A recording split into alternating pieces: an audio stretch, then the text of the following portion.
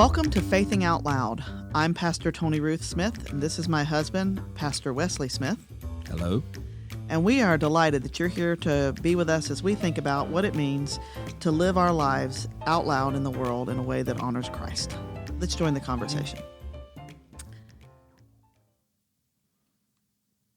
Well, hello, and welcome to Faithing Out Loud. It's good to see you this morning. That was terrible. We're going to cut that out. We're going to cut that. Carter. Okay. We can't see them. Quit saying this morning. I know I got to quit saying You this don't know when people are listening. I know. Okay. You want me to start? Yes. Okay.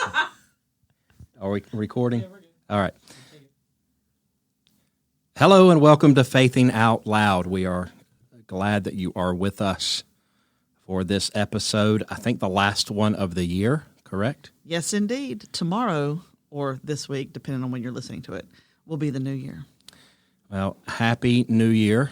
Indeed. We hope that your holidays were safe and fun and blessed, and we look forward to what God has in store in the new year. Indeed. And so our topic today, really kind of in that same vein, looking back and looking forward.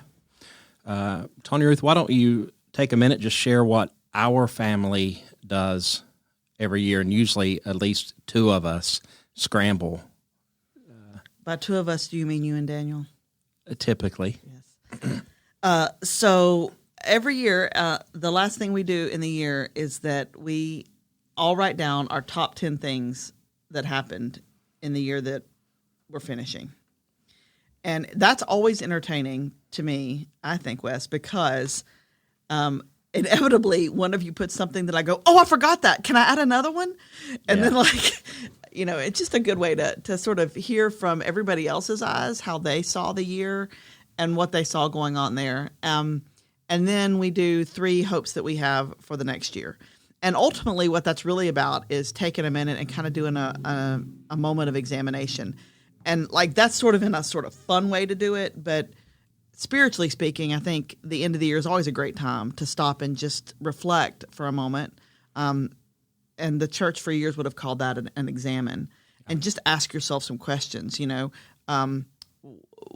have I seen God at work this year? Where has God moved in my life this year? What lessons have I learned this year? What growth have I seen this year? What sins and struggles have I been carrying? What might God's invitation for me in the new year be? Have I been as faithful as I want to be? Have I, so on and so forth. So I think these are these natural times in the year in our life that kind of give us the opportunity to do that kind of reflection. And this is one of them. And I think it's one of the most important ones, to just take a few minutes and do that. Take time to reflect. Right. And every year, I don't forget every year. No, you don't. You really don't. I'm just. And but every year, I really do have to I usually open my calendar app, just to kind of what did we do for vacation this year? What happened? Where did this were we? happen? No, that was 2022. I just. Isn't it funny how you can just forget? It's the discipline of it. It's actually a discipline to make yourself go do it. Yeah, and I think connecting that to kind of this idea of examine, we can get so caught up in our lives, so busy, so what's next, focused on what's coming, that we can forget or maybe lose sight of not only where we've been, but where we are. So I think really focusing on okay, I want to really work to remember. Now, some things you're not going to forget, like some big events and all that kind of stuff. But there are things that happen that are good, that you enjoy, that you love, that are important, that just you can kind of let go of. And I think so being mindful of those and intentionally bringing that to the front of your mind is helpful. That's helpful for me every year. Right. I think from a spiritual point of view, as we think about our faith, because that's what we're trying to talk about here is specifically related to faith. For most people, I think we just kind of go through the motions with our faith, and we don't actually stop and do the work of thinking on ourselves, as the scripture would say, with some sober judgment, which is kind of funny that we're talking about sober judgment. Happy New Year. So maybe y'all need to find some sobriety for just a second and think with some sober judgment on yourself. And what's interesting to me about the phrase sober judgment in the scripture, right? Paul says this, yes? Yeah. Yes. So that comes from Romans 12. Not Philippians says, do not think of yourselves more highly than you ought to think. Right. But Romans talks about thinking on yourself with sober judgment. Right. And here's the verse. For by the grace given to me, I say to everyone among you not to think of yourself more highly than you ought to think, which it basically Echoes. he's repeating what he says in Philippians 2, but to think with sober judgment. And so that word sober, the Greek word there is sophroneo. Sophroneo is the Greek word there. And it's not sober in the sense of like sober and drunk. It's not about drunkenness or alcohol at all. Really, that word sophroneo, it means to think about yourself with a clear mind. Think about exercise clear, accurate judgment of yourself. And that word judgment is it's related to our English word. The root of our English word crisis comes from that Greek word. It's translate judgment. It's not the same word that we typically translate as judge or judgment. Paul, in the Greek, really what Paul is saying is to think or consider yourself clearly. Like, be accurate in how you assess yourself. Right. And I think that that's a very important spiritual discipline that every Christian ought to be doing. Yeah. And because it's very easy for us to lie to ourselves about who we are. Yeah. Positively and negatively. Yeah, it works both ways. Right. So that we can undersell what God has done in us, and we're not looking clearly at, we see what we haven't done and where we lack and where we're not measuring up in our own mind, right? And we miss the things where God is working at us and the good things that are happening. And we sometimes are just not honest about the things that are really hard, like especially when they mean that we're going to have to change something about ourselves. Right. And think about that point about at work, that kind of thinking of ourselves inaccurately about it working both ways. It's a lot of times when kind of our impulses say, I don't have good self-awareness, and what we mean is that people who have an inflated ego or think too highly of themselves, people who are prideful or arrogant. But the shadow side of that, not to get too deep here, but the shadow side of that is people who think too lowly of themselves, who think that everybody hates me, nobody wants me around. But either way, what's happening is you are centering yourself. And both ways, the ego is the center. Right. And fixated might be too harsh, but I mean, your self-awareness, self-understanding is out of whack either way. And either way, you're thinking either people think wonderful things about me or people think terrible things about me. And really the truth is probably a lot more neutral. I remember I had a conversation with our daughter when she was in 7th grade, and she had a little breakout, like on her chin or whatever. And I was driving her home from school, and she said, Dad, I was so embarrassed. I had, a pimple on my face or whatever. And I said, Mariana, tell me, like, who sits, like, not right beside you in English class, but like next to the person you sit, like on the other side of the person you sit beside? Who sits beside you? Mm-hmm. And she's like, well, I think I know his name. And I was like, did he have a pimple on his face? She's like, I don't know. And I said, he could have had a pimple on his face. You didn't know because you were paying attention to you. Right. I said, most people, 99% of people in your class, they're not paying attention to the pimple on your face. They're thinking about their face. Right. And so that understanding that we are not the center of other people's stories. Right. And for us as Christians, the goal, what we're working towards, this doesn't happen with the snap of the fingers. the goal is to make Jesus the center of our story. Right. So let me give you an example. So Wes and I are very committed to the practice of generosity, right? You and I. Yep. We've been doing this since we got Beginning. married, right? So we tithe, and I have always really prided us on the fact that we do tithe. And I don't. Maybe pride's the wrong word, but that's something that's made me feel like I'm very faithful. I'm doing the right things. It's a priority for us. It's a priority, right? And so I remember it was 2 years ago. I was thinking about doing this examine thing, and I was kind of thinking about, okay, so what about generosity? How, and I kind of gave us. I was like, well, we're doing great. And then I thought, when was the last time that I gave any food at First Food Sunday?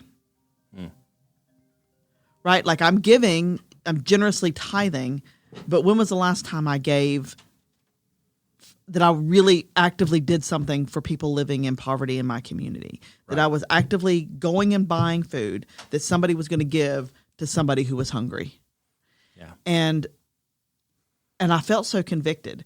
And I think that's the kind of examine we're talking about. Like it was God saying to me, you are removing yourself from people that are in poverty, and I need you to get a little closer. And so this is a couple years ago, and we committed to every First Food Sunday we would go, and we do. We every stop and pick up. I don't know. We usually set a budget for that, and we go and pick up some food. And then this year, it took then a step further. The question was, okay, God, what is it you want of me? And it's great that you're giving food.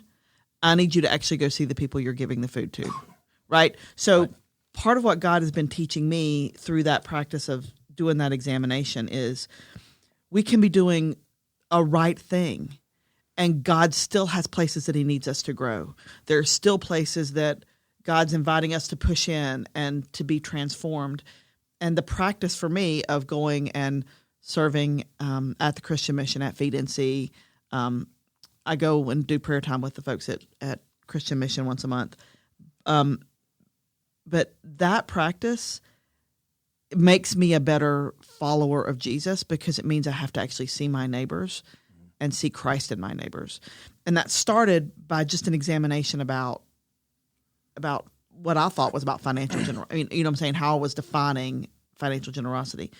So I say that to say just an example of the way doing this process of examination can make us push a little deeper. Right. And you have things like that too, I know. Yeah. I so often I'm approaching faith or God or the Bible from an intellectual kind of angle, but also I